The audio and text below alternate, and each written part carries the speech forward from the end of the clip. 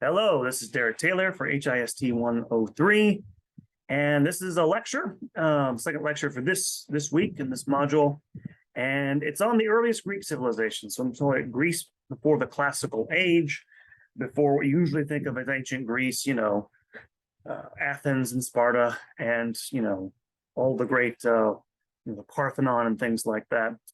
And so in this lecture, we're going to talk about two civilizations in particular, the earliest civilizations we can identify as Greek, those of Minoa and Mycenae. So let's get into this very quickly.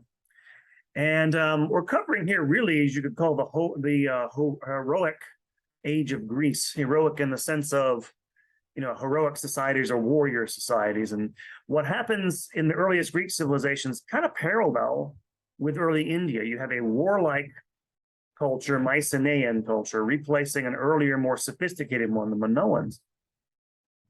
And another parallels, of course, is we have records of those warriors in the Homeric poems, the Iliad and the Odyssey, and that parallels what you have in early Indian society with the Mahabharata and the Ramayana. And so there's a real difference there, similarity there, even down to the replacement of one set of people by another.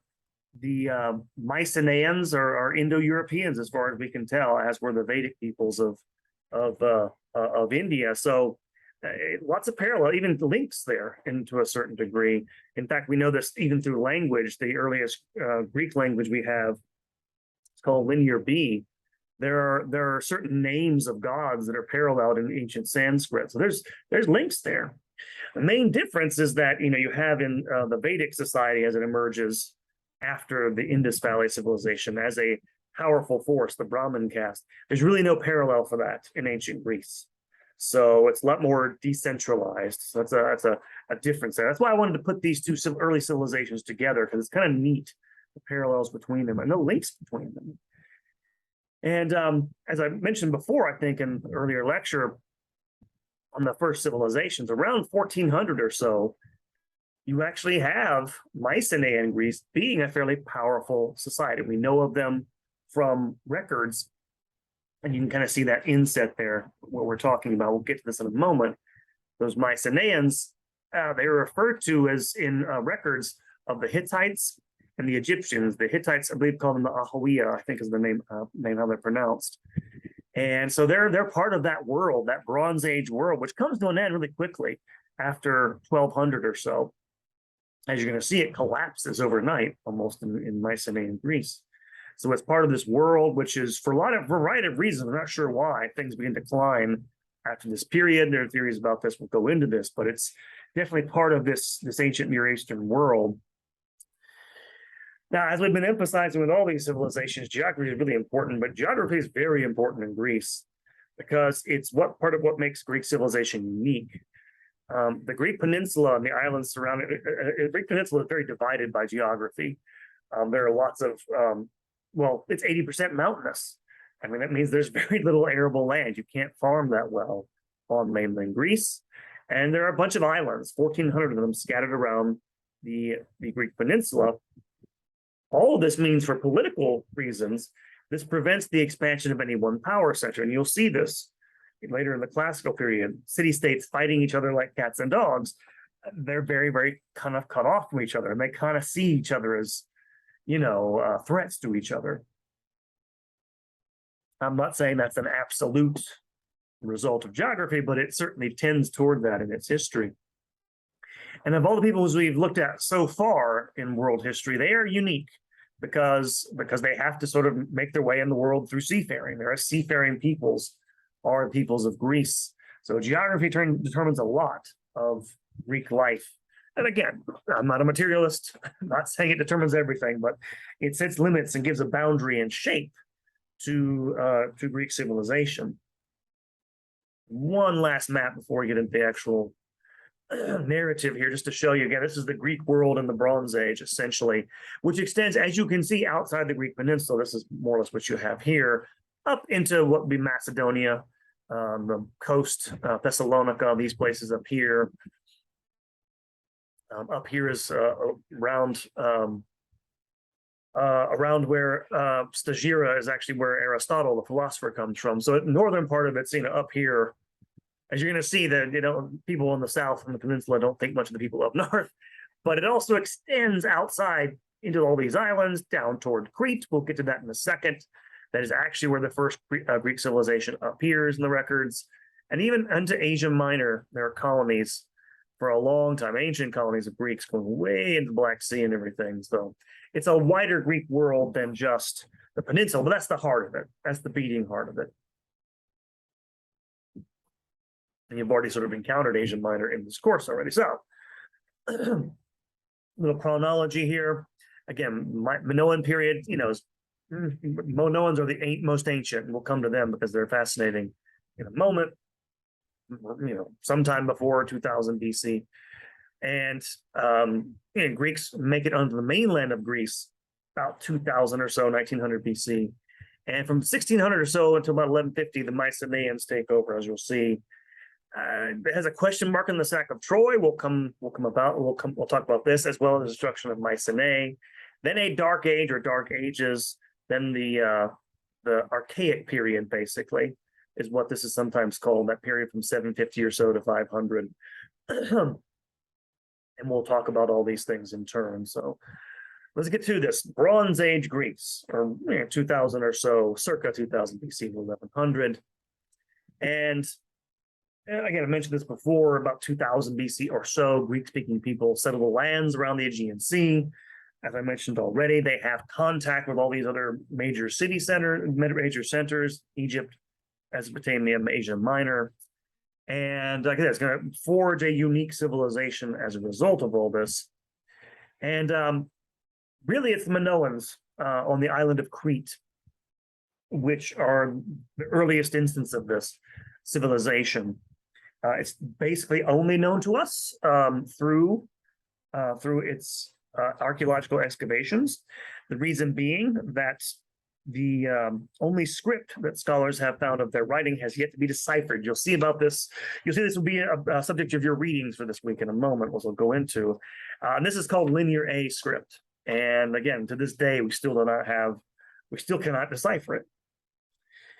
In any case, archaeologists named this culture. It didn't name itself. You can't read their writing, but it named this after the mythical King Minos of Crete. So there's a lot of in modern discussions of ancient Greek civilization, a callback to Greek myths. But from archaeological excavations, we know they had a very sophisticated society centered on elaborate palaces with the focal point for most aspects of life, economic, political, religious. They had,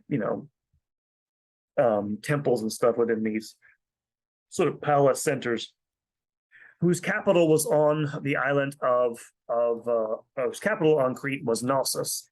And there are amazing, extraordinary, I'll show you some of these images in a second, of the kind of civilization they put together here.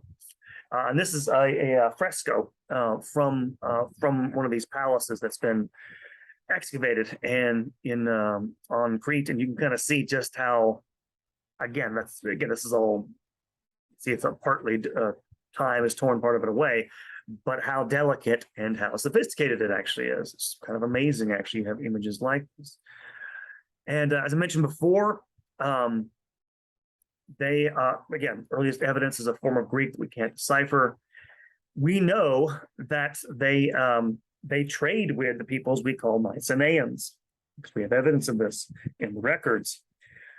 However, somewhere around 1400 BC, for reasons that are still obscure, the Mycenaeans kind of peter out, and we're not really sure. Again, they're probably done in by the Mycenaeans. Like, the Mycenaeans take over. We see the archaeological record, they take over on Crete eventually.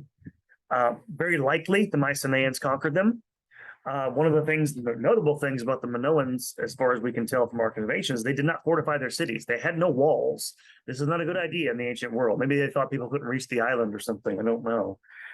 There's also, by the way, theories about a volcanic explosion. This is, sometimes Minoan civilization is tied to the ancient legend of Atlantis. A sophisticated civilization gets, done in by earthquakes or whatever.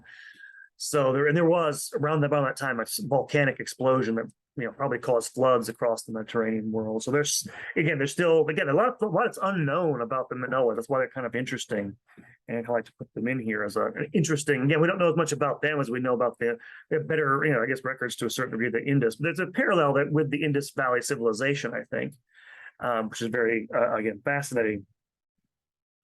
And this is another image fresco from the city of Knossos on Crete, and again you can kind of see just how. I mean, this is really beautiful. Actually, this is really amazing. The two guys at the end, I guess, bullfighting this bull. You have actually there's a third person on his back there doing acrobatic tricks. So again, very sophisticated, similar to what you'd have in the Indus River Valley. Those sorts of people. Now, the Mycenaeans, again, people who replaced them were very different. They were a warrior society, not unlike the Vedic peoples who took over from the Indus Valley civilization in India. They moved in almost certainly from mainland Greece, some into Knossos and took over. They get their name again also from archaeologists. The main Mycenae from the city which was supposed to be governed by the commander Agamemnon in the Iliad. And they were a seafaring people, and they were organized in fairly well organized monarchies. They had, again, similar sorts of setups we know from the archaeological record, large palace complexes like the Minoans, and a fairly unified civilization. And this, by the way, is the civilization that's depicted. These Greeks are depicted in the Homeric epics. I'll come back to this in a moment. And they built magnificent tomb structures. I'll talk about one of these in a second, which is, in fact, makes the background picture for my slides is actually the inside of one of these tombs. They're called tholos tombs. They're big, gigantic beehive tombs. Beehive-looking tombs, basically. And this one's actually called the Tomb of Agamemnon. I'll show you a picture in a second, or the Treasure House of Atreus. But it's a pretty amazing find. I'll go back to talk about this when the picture comes in a second. But they built these magnificent structures. And like I said, they were at the height of their power for a couple hundred years. They were the equals in some ways of the Hittites. They traded with them. They fought with them. In other words, they fought in Anatolia. And almost certainly, they did actually sack the city of Troy, or a city on northwestern section of Anatolia, modern day Anatolia. And this almost certainly was the inspiration for Homer's Iliad and the Odyssey. I have to tell this story because it's a good story. If you don't know, for a long time, scholars, from the, whatever, the Enlightenment onward up until the 19th century, thought that the Homer's Iliad and Odyssey were just myth, right? And there was never any war or whatever. And what happened to actually disprove this theory was that in the 19th century, this, the Iliad and the Odyssey, the Homeric poems, were the subject of, were part and parcel of Western education for more than 2,000 years. So in the 19th century, there was this German grocer named Heinrich Schliemann who had been raised on this stuff. And who was certain all these scholars, because if you're wondering why all these scholars, there's no hard evidence. There's no, we don't have any evidence from the people, the Mycenaeans themselves, no writings about themselves. And so scholars all thought it was a myth. So Heinrich Schliemann made a bunch of money as a grocer in 19th century Germany. He got so rich he could retire from being a grocer. He was like Sam Walton or something like that. And he decided one day he was going to go find the city of Troy.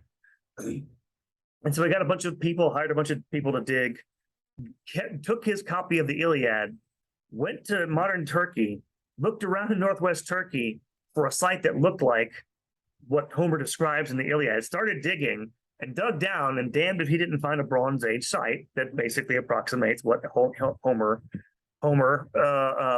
identified. And in fact, he actually dug down beneath. There's actually layers beneath that layer, but for the most part, we think there was a city-state there that was destroyed by warfare, probably by Mycenaeans. And so it's a really neat story. Fortunately, he destroyed lots of other sites by doing it. This is before archaeology had been, formed as a real discipline and everything. So, but It's kind of a neat story, but yeah, there almost certainly was a war. Obviously not about Helen of Troy, probably about trade routes or something like that. But it's definitely might have, as you're going to see, it might have played into the fall of Mycenaean civilization. But it's a fascinating, when you can confirm these things sometimes. So there was something like the Trojan War. But abruptly, all of a sudden, things begin to shift around 1150 or so. Again, it's dating's kind of by 1150, definitely by 1100, the palaces have all been destroyed or abandoned. Cities are empty in Greece, and their art, their way of life, and their writing system are completely forgotten for several thousand years. And we're still not really sure about why this. Again, this is kind of a mysterious thing. There are some, I believe it was Herodotus. Ancient authors talk about an invasion of mainland Greece by people called the Dorians, possibly. There's some evidence for this. There's a thought that there was civil war. Again, that's possibly related to something like the Trojan War, something like this. Well, whatever it was, virtually every one of these big palaces and cities is basically abandoned. And the Mycenaeans, who had traded all over the Mediterranean world, the Near East, and Mesopotamia, all just disappears by 1100. And this is what leads to what we call, what scholars call the Dark Age in Greece, or Dark Ages, because there's simply no writing for several hundred years. So they have no idea. I mean, and I say more than just writing. It's as you'll see in a moment, it's a total collapse of what we think of as, again, traditionally civilization, right? Civilization as being cities. Cities are all gone. People are still there. But it's definitely just a massive going from being sophisticated to being nothing in a few, a century or so, basically.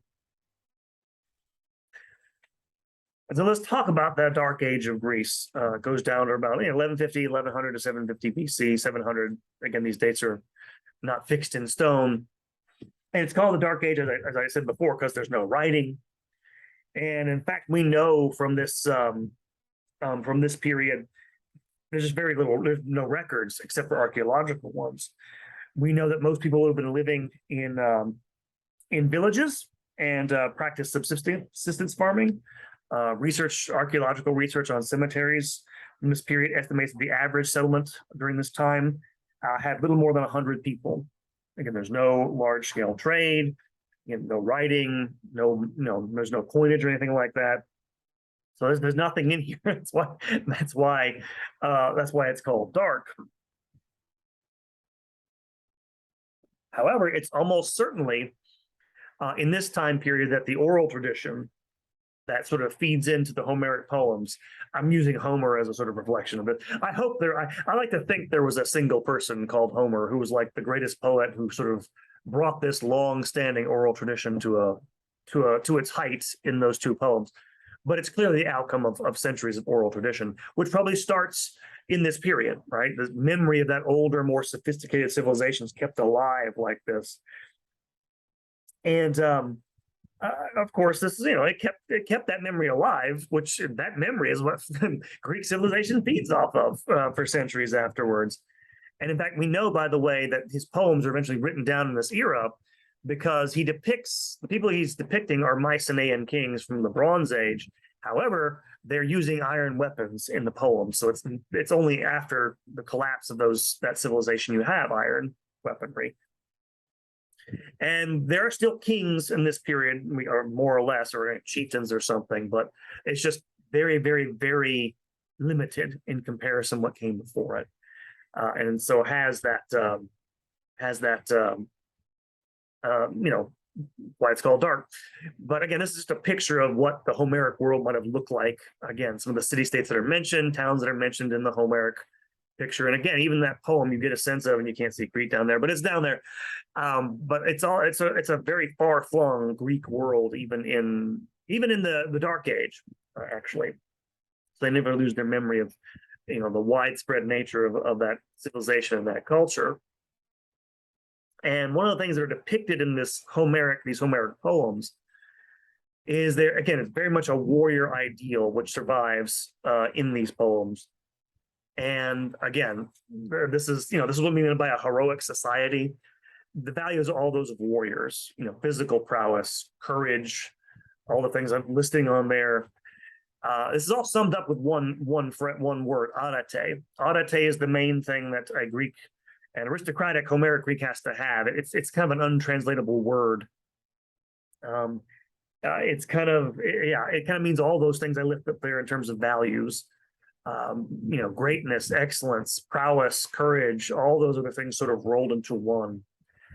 Very much, the ethos of a warrior society. As I mentioned before, the term aristocratic means rule of the best. That means the best warrior, the most, virtuous warrior, who has the most arete, courage, manliness, those sorts of things. And the way you test that, of course, is in battle and the agon, the contest. And in fact, this is going to be this theme, by the way. Arete is normally translated into English as virtue. And if that sounds very different, it's because the English term virtue is a very narrow definition of this. But what's going to happen over time, this Homeric ideal of arete gets translated into the later classical period, by philosophers like, Plato and everything. It takes on a different meaning. Although the agon, the contest, now it's a philosophical contest, right? The test of reason rather than sort of physical prowess. It continues on. The gymnasium will be the center of Greek life in the classical period for a reason. They valued agonistic conflict as a test of one's arete, their worth ultimately, and all this gets displayed in these Homeric poems. And of course, it gets into art. This is, I don't have which one this is, but this is again a scene from the Iliad. I think or maybe it's the Odyssey. I can't recall off the top of my head. Apologize for that. Should know that. This is the so-called Tomb of Agamemnon, as I was mentioning earlier. This is actually excavated. I'm saying the 19th century. I think maybe it was Heinrich Schliemann who did this, but one of the neat things about this is that there's a whole bunch of tombs. There's 6 tombs located in this ridge in Greece, and you have, again, they're all laid out in a way that you can kind of see them from a distance, and so it would be seen from a distance. People are approaching Mycenae, and so they're constructed around 1350 BC in these great Mycenaean tombs like this. And they don't know, by the way, whose tomb it was. It's a romantic name they give to these tombs. But it was meant to dominate the landscape, were these tombs. Again, a lot like, pyramids in Giza, other tombs throughout the world. It's a reflection of the wealth and power of these civilizations. And here is more excavation from the site of Troy, or what we think was Troy, on the site of Troy in northwestern Turkey. Again, discovered in the 19th century, and just fascinating what you can discover, what they do discover all the time. It's amazing, isn't it, how you can lose civilizations? Think of how many we've lost and didn't know were existed. Something to reflect on about, especially, when I'm comparing, reason why I'm comparing, Greece and early Indian civilization here is, you have the replacement of one civilization by another, and another one's forgotten. In fact, maybe you could say both of those civilizations, the Indus and the Minoan civilizations, were almost more sophisticated. And yet they don't leave the memory. It's the Mycenaeans, it's the warriors that do. It's kind of interesting. Oh, these two are just scenes. These are definitely scenes from, covering up there, scenes from the Odyssey in Greek art much later. So this is Odysseus and Athena. This is when he comes back to Ithaca. And I think this is when Odysseus is approaching Penelope as a beggar later on. But if you don't know the poem, don't worry about it. But there's scenes from that poem. Again, the Odyssey, the Iliad and the Odyssey, just to give you an idea of how long-lived their influences are. In 1915, when the British Navy, during World War I, invaded, they were fighting the Ottoman Empire. And so they sent an invasion force. The Battle of Gallipoli, you've ever heard of it? The flagship of their invasion force was named the HMS Agamemnon. And Agamemnon, of course, is the leader of the Greek army in the Iliad and the Odyssey. That's how it's again, it really is parallel, the influence of these Greek epics with the influence that the Mahabharata and the Ramayana have in Indian civilization. Just centuries of shaping people's outlook on the world. Okay, eventually, and that should be three and not two. Eventually, the Greek civilization will revive after that period where there's no writing, after that period where there's no widespread trade, and it will enter what's sometimes referred to as the Archaic period.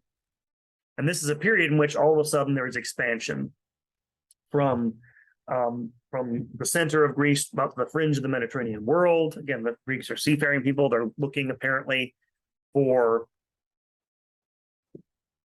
land, for places to settle, for escape from conflict on the Greek mainland. So it's kind of a sort of safety valve you can go and found. And they found them, they found colonies as far away as Spain, Sicily, places like this. They found in the Archaic period, do Greeks, the city of modern day city of Marseille in France. So it is one of these.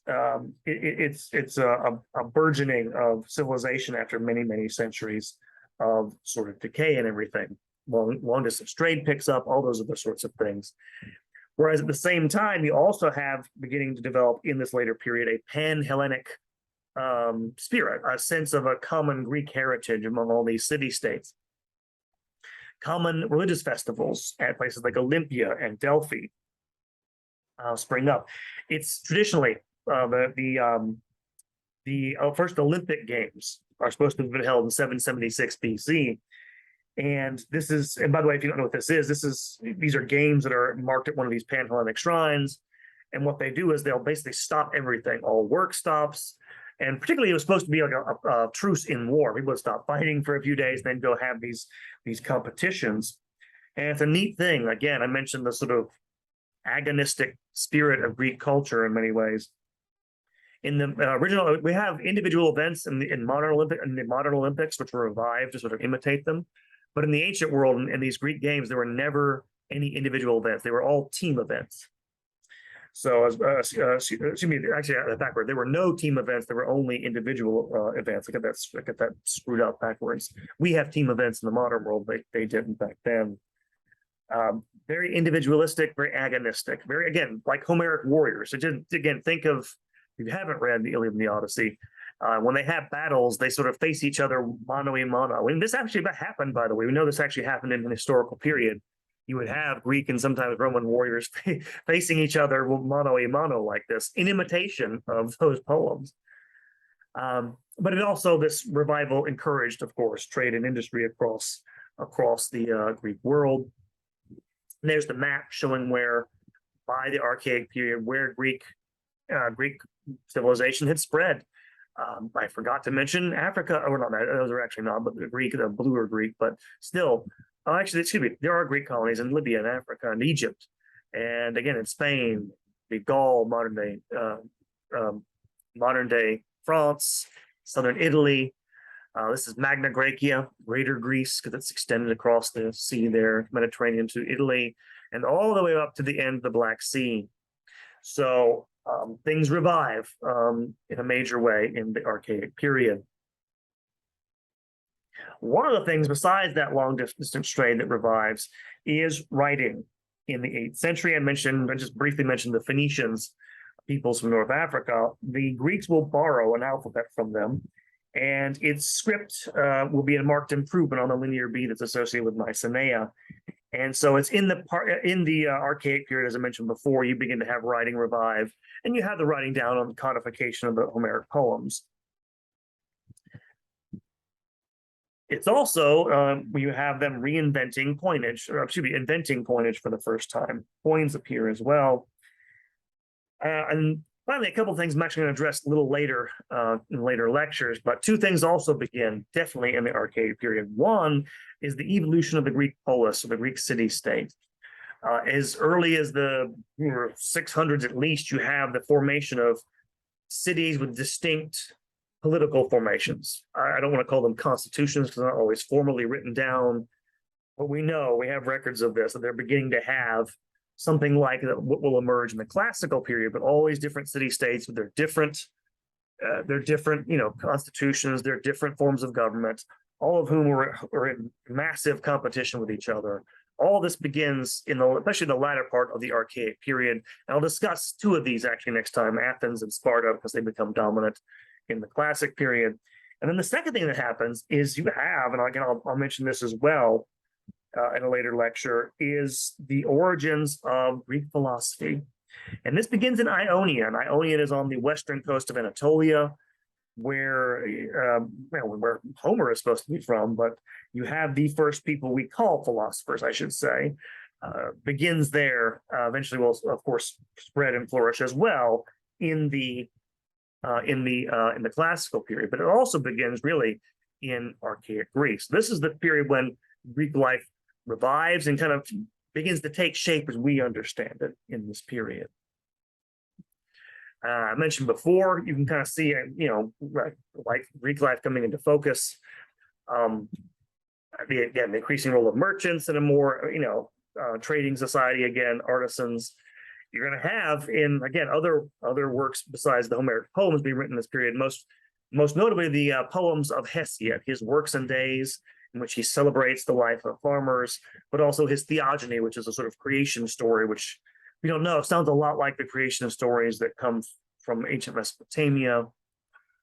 You're also going to get, again, the revival of aristocracies in this period, many of which will come to dominate some of these cities, but they're the ones who, again, they're going to, hire laborers, sharecropper slaves, and stuff like this. They will establish, social events like the symposia or the symposion. That's a singular event. These are all male drinking parties that are restricted to aristocrats. This will become, the model for, in one of Plato's dialogues later on. And it's also, of course, you get aristocrats sponsoring athletic contests. I've mentioned some of this before. They're the ones who will, carry on the tradition of the earlier Greek civilizations this way. And so there'll be, part of that civilization that emerges in this period. A couple of things about religion that I have to mention here. Especially early Greek religion. Again, we have to kind of talk about this because, well, first of all, we'll go, the obvious is that Greek religion was polytheistic, as it was in the ancient Near East. But just to get some ideas out of our head, like worship was not supposed to, for the Greeks, involve a lot of, passionate emotion. Like you didn't have a personal relationship with Zeus. The gods were not there to provide personal salvation for you, is my point, in ancient Greece. Religion is sort of a matter of duties, of paying your debts, being pious to parents, paying obeisance to the gods who represent different aspects of life in ancient Greece. And I don't mean by this, by the way, that there's sort of a smorgasbord. Like you can't just pick and choose among all the gods. You have to honor all. You have to give them all their honor. If you don't do that, bad things happen. This is what you get from Greek myths and later on from some Greek literature. But it's a very different thing. It's a very different thing than, say, again, if you're thinking of Christianity. No personal relationship with the gods in that respect. Very much a matter of actions rather than sort of interior states or beliefs. And in fact, it's very different because there's really no professional priesthood in ancient Greece. Like there would be, like in India or later on in Christianity. Basically anybody can be a priest. Usually the chief priest of a city-state later on in the classical period is whoever's either a king or a magistrate of some sort. So it's almost a sort of customary thing that someone does in ancient Greece. There are a few cultic centers that are, pan-Hellenic places of like Delphi is the major one, throughout common to all Greeks. And again, you'll have a cult of Apollo there. You'll have the I can't remember what it's called, the Pythia there. You can go and get, the cult of the Oracle of Delphi is supposed to give you messages, interpret your fate for you, those sorts of things. There'll be some places like this. And and so there are a few other things besides this in ancient Greece. Things like, hero cults, people like Hercules, things of this nature. I'm trying to think about differences here. These this Greek pantheon, which again, I think I mentioned this earlier, it's of Indo-European origin. It's definitely anthropomorphic. They're very human. They appear in human form. They eat, they drink, they have sex, and but they're immortal, and they don't. The gods are immortal, and that's one thing you should note about here is that the gods are immortal. You're not in ancient Greece. At the end of the toward the end of the Iliad, when Achilles is dragging the body of Hector around the walls of Troy, and the gods are trying to get him to stop because he's desecrating his body and everything. And I think it's Ares who actually says this, or maybe it's Hephaestus. One of the gods says that he has to stop because to the gods we're given mortality, but human beings were given an enduring heart. Human beings had to put up with things they couldn't control. And that one of those was death, and there's no immortality involved in all that. And Achilles has to accept that. That's the main distinction between the human and divine for the Greeks, the early Greeks. And so there's no central institutions. There's no real, again, the only sort of professional religious roles you have in ancient Greece are seers, oracles. Again, I mentioned the Pythia at the Oracle at Delphi. And that's about it. And there's just not a whole lot. It centers on things like sacrifice, but anybody can do these sacrifices. There's a couple of exceptions to this. I think maybe on the next slide. If it's not, I'll mention it anyway. I'll mention it anyway. One of the exceptions to this would be the mystery cults, which are, we don't know much about them because they're a mystery. No, literally, we don't know much about them because they didn't tell us. We don't have any records of this. You'll have the so-called Eleusinian mysteries near Athens, centered on Demeter and Persephone. We don't know much about their rites, although they seem to be, rites where women went into ecstatic, experiences or something, or ecstatic states. So this very non-doctrinal religion with no teachings, no orthodoxy, nothing like that, no sin and salvation. And there is if there's anything like an official pantheon, there is sort of a pantheon. There's more than this, but by the time you get to the classical period, it's well established. The 12, people talk about the 12 all the time. But it's actually not quite 12. It's like 12 plus a couple of other ones, and so that's why 12-ish gods. You can kind of see what they represent, very different aspects of human life. That's why it's a big theme in all these, Greek plays and stuff like this. You have to give due reverence to all the gods, because otherwise you're shortchanging one aspect of the world and then human existence this way. And so it's very much, again, a matter of custom and honoring these things. So it's, again, very, very different. There's very little professional religion. It's very different than the religion of the Rig Veda and things of that nature. To bring that to a close, I won't go through all of this, but yeah, they do have more or less set pantheon. In any event, this expansion brought social pressures toward the end of the Archaic period, and this would lead to, and I'll talk about this in much more detail next time because this happens in Athens especially, leads to it becoming a democracy eventually. And by economic pressures, what are we talking about? Things like farmers going into debt and going into slavery.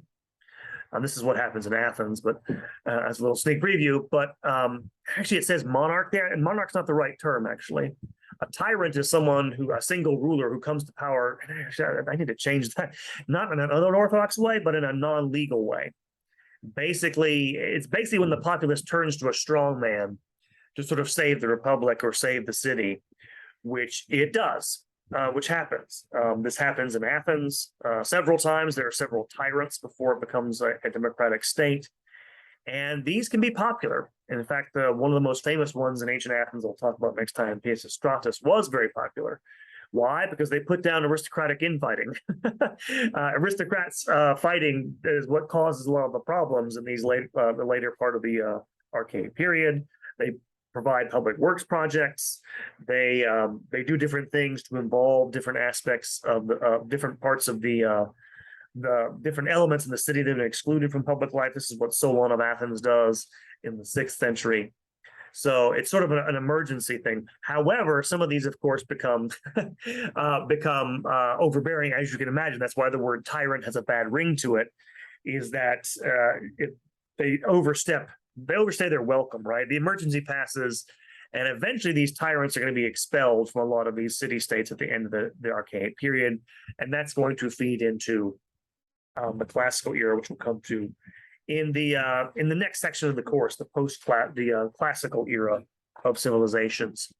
And so that's it. That's the lecture on ancient Greece. But I want to show you just for a moment your readings for this week, give you an idea what you're doing. Share this here. Yes. So, yeah. So you have, I gave you three, there are three journalistic pieces, but two of them, well, one of them, two of them are by scholars.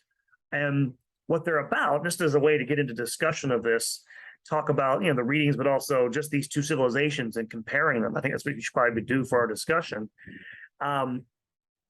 Basically, you have three pieces on those undeciphered languages I mentioned. The first one by Esther Salgarella, bring this up, is it's on eon.com, but it's by a Greek scholar, and you can see there, about the linear A script, the undeciphered script of the Minoans, and trying to see, you can kind of see the picture there. And so, yeah, because they're trying, it's amazing to me, this is what I gave you this to read, that we still can't crack these codes, right? These ancient civilizations, right? Think of how sophisticated we are with all of our technology. We can't read their script. Can't understand it. And so it's a pretty long, it's about 3,300 words, but it's not too long. And again, it's more journalistic. Should be a good spur to discussion, I hope. That's one of those. Second one here is from Nature, which is again, this is more of a scholarly publication. Yes, I accept your cookies. This is about trying to crack the Indus Valley script. Again, the undeciphered script of the cities of Mohenjo-Daro and Harappa. And it's a little bit shorter, but it talks about some of the efforts to do this and, what things are, in the way of doing this. That's kind of it, just to compare those things and talk about it. And then finally, I threw this in on a lark, actually, but this is a journalist's article about people who are trying to crack the Indus civilization using artificial. Oh, that's the wrong one. It's not the same one. Hold on for a second. Yeah, it's not okay. I have the wrong link there. How embarrassing. I'll get you the right link, but it should be a journal article about how scholars are trying to use artificial intelligence to crack that code. So by Aliza Kohari. I'll get that back up there. But those are your three readings for this week. Have some fun with it. I like ancient mysteries. Hopefully you do too. But just reflect on, again, because even in the ancient world, you have the change of civilizations, the rise and fall of them. And it's just kind of something to think about and I think and reflect on. And so get a chance to talk about it in the larger scheme of world history and comparing ancient Greece and the ancient Indus Valley civilization. So hope you enjoyed that. See you guys. You'll hear from me soon. So take care and have a great week, everyone.